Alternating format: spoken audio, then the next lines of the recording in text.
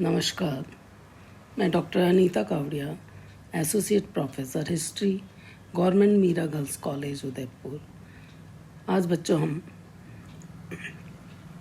MA final इतिहास का paper 3rd B में मध्यकालीन मुद्रा शास्त्र के अंतर्गत यूनिट 4th में मोहम्मद बिन तुगलक के सिक्कों पर आज हम चर्चा करेंगे।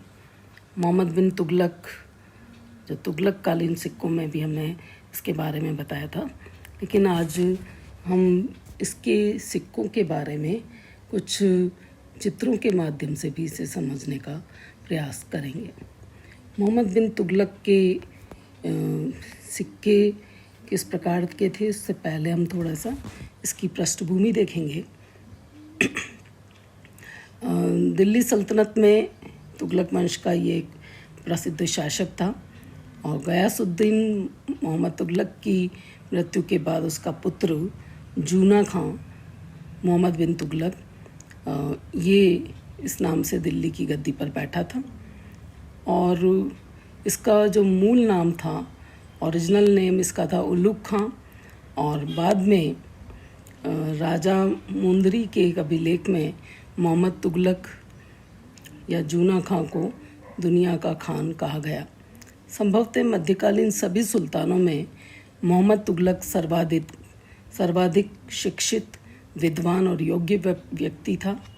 अपनी सनक भरी योजनाओं, क्रूर कृत्यों एवं दूसरों के सुख दुख के प्रति उपेक्षा का भाव रखने के कारण इसे स्वप्नशील, पागल एवं रक्त पिपासु कहा गया है।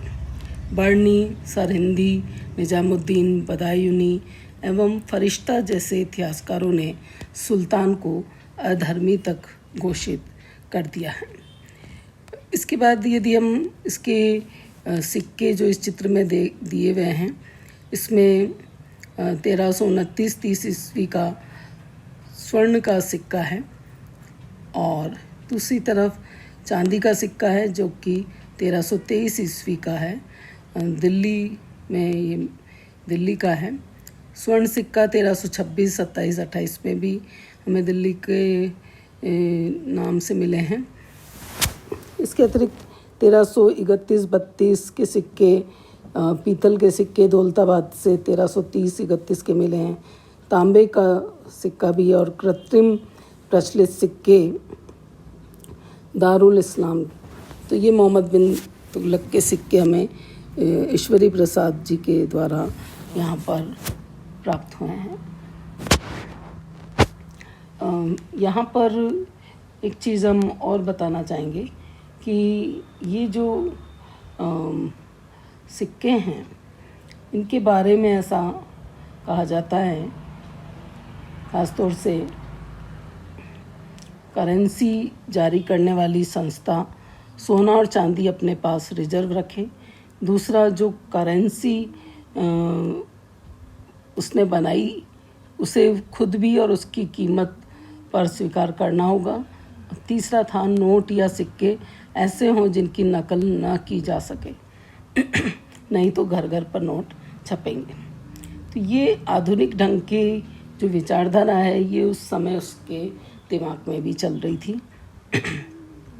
आज के समय में पूरी दुनिया यही तरीका अपना चुकी है, जिसका पहली बार जुगाड़ किया था तुगलक ने, मोहम्मद बिन तुगलक ने।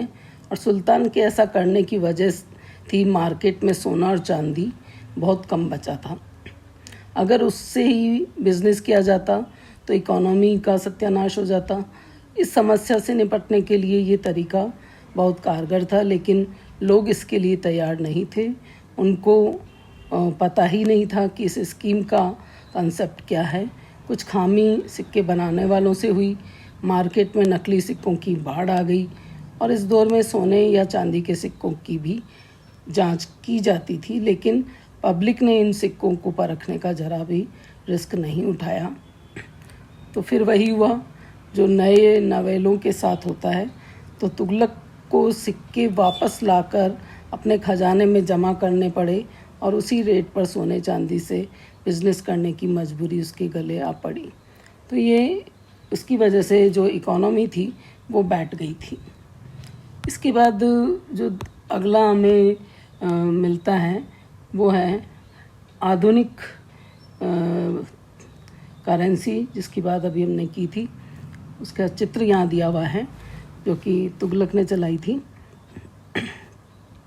ये इसकी दूसरी बड़ी योजना थी, टोकन करेंसी।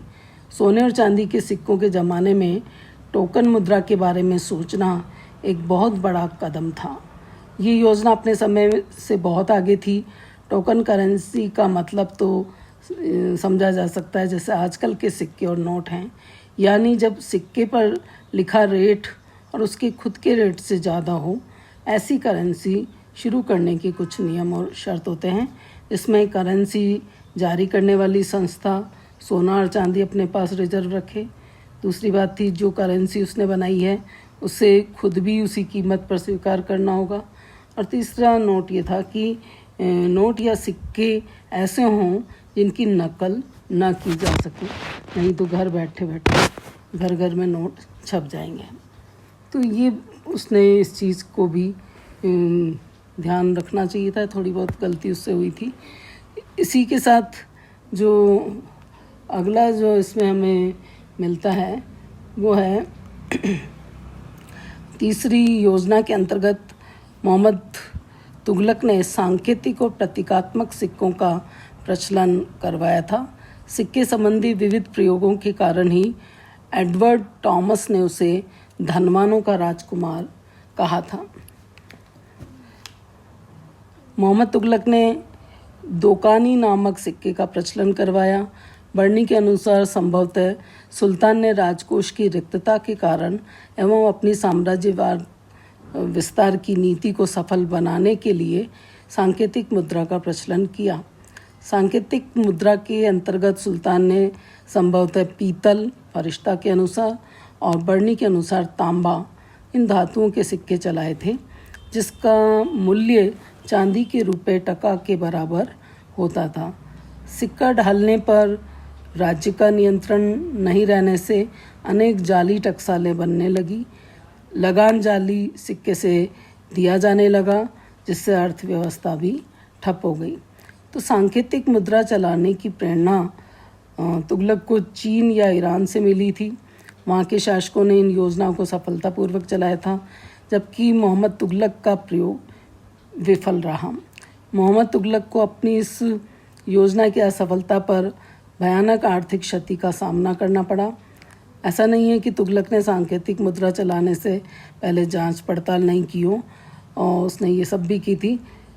इनसे पहले उसने 12वीं शताब्दी में हमें चीन के शासक कुबलई खां के कागज़ की मुद्रा चलाने के भी प्रमाण मिलते हैं। इसके बाद जो अगली हम देख रहे हैं मोहम्मद बिन तुगलक के सोने और मिश्रित धातु के सिक्के।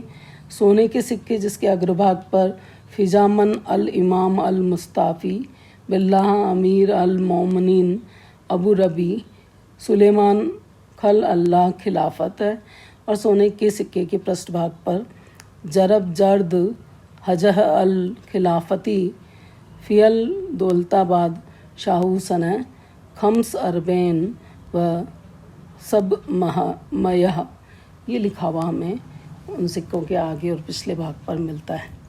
मिश्रित धातु के जो सिक्के मोहम्मद बिन तुगलक के मिलते हैं, जिसके लिए कहा जाता है ये पीतल के हैं या तांबे के हैं, उनके अग्रभाग में षटकोणीय गोले में जो लेख मिलता है वो है जरब फी जिमन अल अबीत अल राजी रहमत अल्लाह मोहम्मद बिन, और पृष्ठभाग पर उस मिश्रित धातु के सिक्के पर मिलता है अल सुल्तान अस सईद तुगलक शाह सन समन व उसरैन व सब अमायह, ये लेख हमें उस पर मिलता है।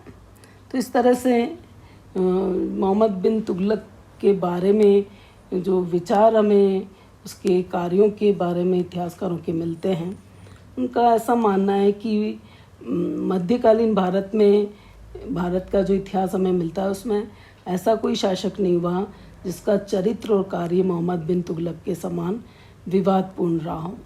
और इसका मुख्य कारण कुछ इतिहासकार ये मानते हैं कि बर्नी और इब्न बतूता आदि सुल्तान के समकालीन जो इतिहासकार थे, उनके द्वारा जो उसके चरित्र गुणों का और दोषों के संबंध में विचार व्यक्त किए वो विरोधी मत थे। और इसी वजह से हम देखते हैं कि कोई मोहम्मद बिन तुगलक की प्रशंसा करता है तो कोई इसके पागल तक भी कह देता है। तो सभी इतिहासकार इस बात पर तो एकमत है कि सुल्तान मोहम्मद बिन तुगलक व्यक्तिगत गुणों की दृष्टि से मध्यकालीन भारत का एक अद्वितीय शासक था। उसकी बुद्धि तीव्र थी, कुशाग्र थी और उसकी वार्तालाप की शक्ति भी अद्वितीय थी। बर्नी ने भी लिखा है कि उसकी वाक्पटुता में जादू था, उपमाओं और रूपकों के प्रयोग में वह निपुण था। मध्यकालीन विद्या की विभिन्न या सभी शाखाओं अर्थात साहित्य, इतिहास, दर्शन शास्त्र, अलंकार शास्त्र, काव्य, तर्कशास्त्र, गणित, चिकित्सा शास्त्र, ज्योतिष, इन सब का वो गंभीर विद्वान था। ललित कलाओं और विशेषकर संगीत से भी उसे अत्यधिक लगाव था। वह विद्या और कला का संरक्षक था। विद्वानों की संगत करना उसे अत्यंत पसंद था। उसके व्यक्तिगत जीवन का नैतिक स्तर भी बहुत ऊंचा था। वह उस तमाम व्यसनों से मुक्त था जो मध्यकालीन शासकों में सामान्यतः पाए जाते हैं। स्वभाव से वह और आदत से वह एक कर्मठ व्यक्ति था और शासन संबंधी मामलों में उसकी जानकारी एक कहावत बन गई थी। यद्यपि उसके विरुद्ध अधार्मिकता का आरोप भी लगाया गया था, किंतु फिर भी इब्न बतूता के ग्रंथ से ये स्पष्ट है कि उसकी अपने धर्म में पूर्ण आस्था थी। इस्लाम द्वारा निर्धारित नियमों जैसे प्रतिदिन 5 बार नमाज पढ़ना, रोज़ा रखना, इन सब का वो सावधानीपूर्वक पालन करता था। तो वह धार्मिक दृष्टि से असहिष्णु नहीं था और उसने विभिन्न धर्मों के प्रति बहुत हद तक सहिष्णुता की नीति भी अपनाई थी। जहाँ तक सैनिक और सेनापति के गुणों की बात है तो वह एक वीर सैनिक और कुशल सेनापति भी था। सुल्तान बनने के पहले और सुल्तान बनने के बाद उसने अनेक युद्ध लड़े थे और उसमें अपनी सैनिक प्रतिभा का परिचय भी दिया था। उसने ही दक्षिण भारत के अधिकांश प्रदेश को जीतकर दिल्ली सल्तनत में मिलाया था और उसके शासनकाल में यद्यपि अनेक विद्रोह हुए, परंतु जहाँ जहाँ भी सुल्तान गया वहाँ उन विद्रोहों को दबाने में वो सफल भी रहा था। लेकिन एक शासक के रूप में वह पूरी तरह से असफल रहा, क्योंकि जो उसके पिता से उसको विशाल साम्राज्य मिला था जिसमें समस्त उत्तरी और दक्षिण भारत का बहुत बड़ा हिस्सा सम्मिलित था और उसने अपने शासन के प्रथम दशक में उसका और अधिक विस्तार किया था, किंतु इतने विशाल साम्राज्य पर वो अपना नियंत्रण नहीं रख सका था और उसकी मृत्यु के पूर्व ही उसका साम्राज्य का बहुत बड़ा हिस्सा जिसमें समस्त दक्षिण भारत और बंगाल सम्मिलित था वो उसके आधिपत्य से मुक्त हो गया था। इसी तरह से सिंध और गुजरात में भी केंद्र का नियंत्रण काफ़ी कमज़ोर हो गया था। तो और इसके शासनकाल में हम देखते हैं कि जगह जगह विद्रोह भी हो गए थे, राज्य में अराजकता की स्थिति उत्पन्न हो गई थी। शासन के क्षेत्र में उसने जो भी योजनाएं बनाई वह भी असफल सिद्ध हुई और इन योजनाओं की असफलता के भयंकर परिणाम दिखाई देने लगे। उसका सारा राजकोष खाली हो गया, उसकी लोकप्रियता समाप्त हो गई, जनता के कोप का भाजन उसको बनना पड़ा। और जैसे ये भी कहा जाता है कि अपनी विफलताओं के लिए मोहम्मद बिन तुगलक स्वयं उत्तरदायी था और अपनी योजनाओं पर वह कभी भी धैर्यपूर्वक और सावधानी से विचार नहीं करता था। यही कारण है कि यद्यपि कागज़ पर उसकी योजनाएं ठोस होती थी, किंतु जब उन्हें कार्यान्वित किया जाता था तो वह असफल सिद्ध हो जाती थी। और इसीलिए उसको हमें इतिहास में मिलता है कि कुछ कहते हैं कि क्या मोहम्मद बिन तुगलक पागल था, कुछ कहते हैं कि मोहम्मद बिन तुगलक में विरोधी तत्वों का मिश्रण था। और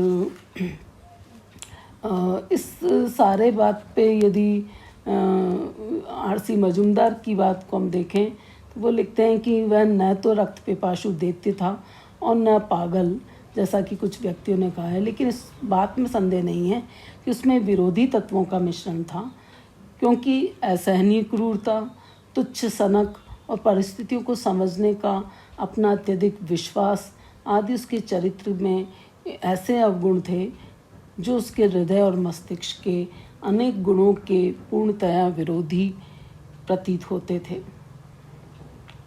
और इसीलिए डॉक्टर आशीर्वादी लाल श्रीवास्तव और विंसेंट स्मिथ भी ये मानते हैं